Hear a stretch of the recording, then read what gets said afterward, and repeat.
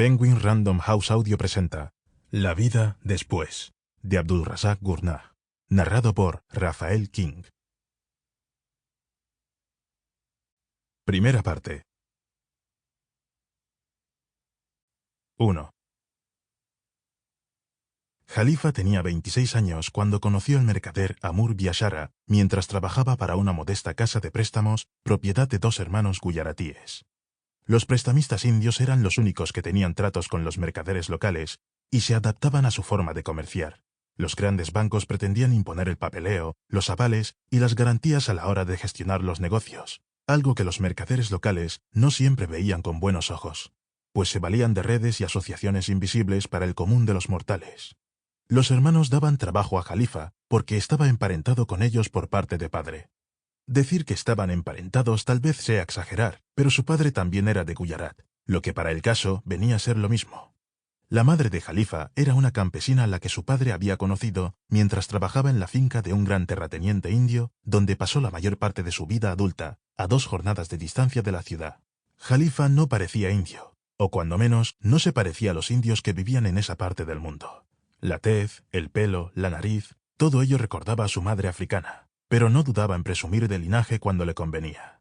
Sí, mi padre era indio. ¿Quién lo diría, verdad? Se casó con mi madre y le fue fiel durante toda la vida.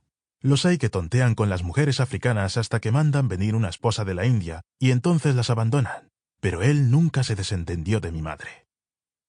Su padre se llamaba Qasim y había nacido en una pequeña aldea de Guyarat donde había ricos y pobres, hindúes, musulmanes e incluso algunos cristianos de la etnia Sidi.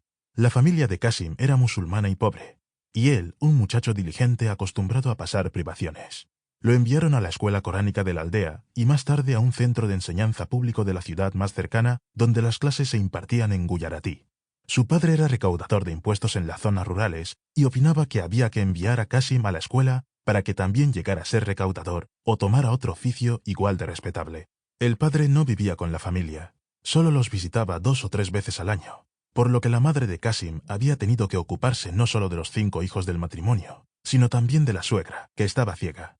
Él era el mayor de los hermanos, 2 varones y 3 chicas. De estas, las 2 más jóvenes habían fallecido siendo niñas.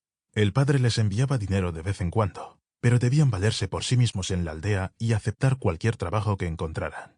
Cuando Qasim se hizo un poco mayor, los profesores de la escuela guyaratí lo animaron a solicitar una beca en una escuela secundaria de Bombay, donde las clases se impartían en inglés, y a partir de entonces, su suerte empezó a cambiar. Su padre y otros parientes pidieron un préstamo para proporcionarle el mejor alojamiento posible en Bombay mientras estudiaba. Con el tiempo, su situación mejoró porque alquiló una habitación en casa de un compañero, cuya familia lo ayudó a buscar trabajo dando clases particulares a estudiantes más jóvenes. Con las escasas annas que ganaba, contribuía a su manutención. Al poco de concluir los estudios secundarios, le ofrecieron unirse al equipo de contables de un terrateniente en la costa africana. La oportunidad, que prometía una forma de sustento y quizá también alguna que otra aventura, llegaba como caída del cielo. El encargado de hacerle llegar tan generosa oferta fue el imán de su aldea natal.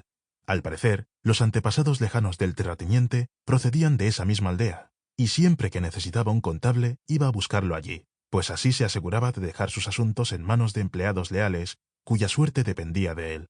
Todos los años, durante el mes de ayuno, Qasim enviaba al imán de su aldea natal una suma de dinero que el terrateniente iba apartando de su salario para que la hiciera llegar a su familia.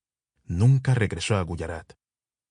Esta era la historia que el padre de Jalifa le contaba sobre las penalidades de su propia niñez. Se las contaba porque eso es lo que suelen hacer los padres, y porque quería que el chico aspirara a más.